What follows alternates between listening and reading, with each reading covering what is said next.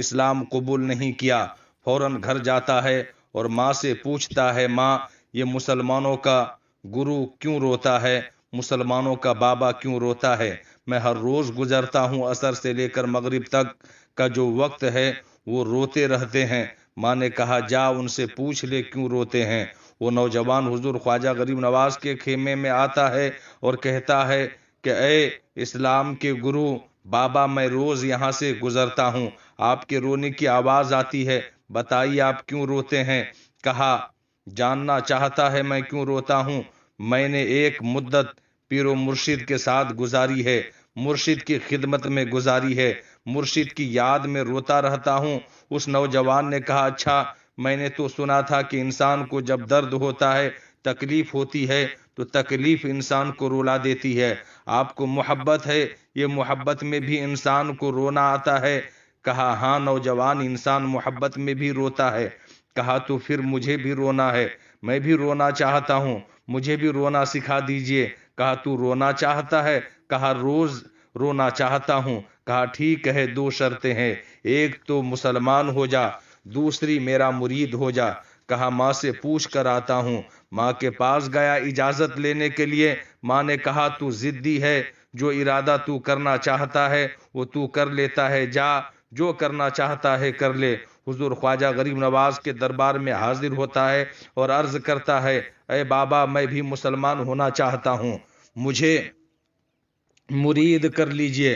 حضور خواجہ غریب نواز نے مرید کر لیا اور کلمہ طیبہ لا الہ الا اللہ محمد الرسول اللہ صلی اللہ تعالیٰ علیہ وسلم پڑھا کر کے اسلام میں داخل کیا اور اپنا مرید کر لیا۔ حضور خواجہ غریب نواز کا مرید ہو گیا۔ حضور خواجہ غریب نواز نے کہا، اب سارا وقت تیرا میرے ساتھ گزرے گا، ناشتے کے وقت خواجہ غریب نواز کے ساتھ، سحری کے وقت خواجہ غریب نواز کے ساتھ، افطاری کے وقت خواجہ غریب نواز کے ساتھ۔ پورا دن اسے خواجہ غریب نواز کی کچھ ایسی عادت پڑی کہ وہ حضور خواجہ غریب نواز کا دیوانہ ہو گیا، حضور خواجہ غریب نواز کا عاشق ہو گیا۔ کچھ عرصہ ہوا، حضور خواجہ غریب نواز نے فرمایا، اب تیری 3 دن کی چھٹیاں ہیں، 3 دن کے لیے چلا جا۔ اس نوجوان نے کہا، ٹھیک ہے۔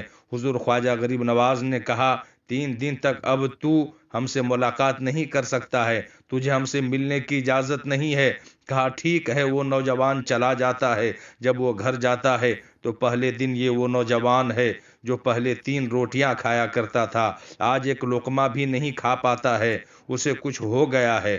وہ رو رہا تھا، دن گزرتا گیا، رات کا وقت آیا، آنکھ نہیں لگی، سو نہ پایا، مکان کی چھت پر چلا گیا۔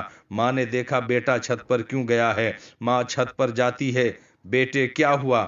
پتہ نہیں ماں، میں تو جلدی سو جایا کرتا تھا، آج نیند بھی نہیں آ رہی ہے، آج کھانا بھی نہیں کھایا جا رہا تھا۔ ماں، جا تو چلی جا۔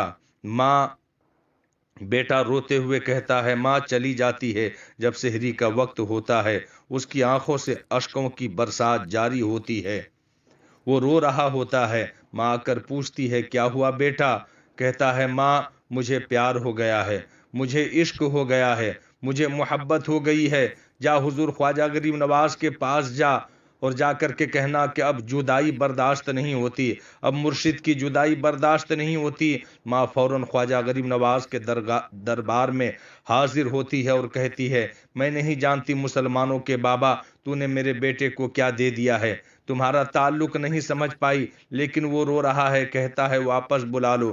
حضور خواجہ غریب نواز نے کہا، نہیں، ابھی وقت نہیں ہوا ہے، جیسے کہہ رہا ہوں ویسے ہی کرو، ابھی تو ابتدائی عشق ہے، روتا ہے کیا، آگے آگے دیکھیے ہوتا ہے کیا، تیری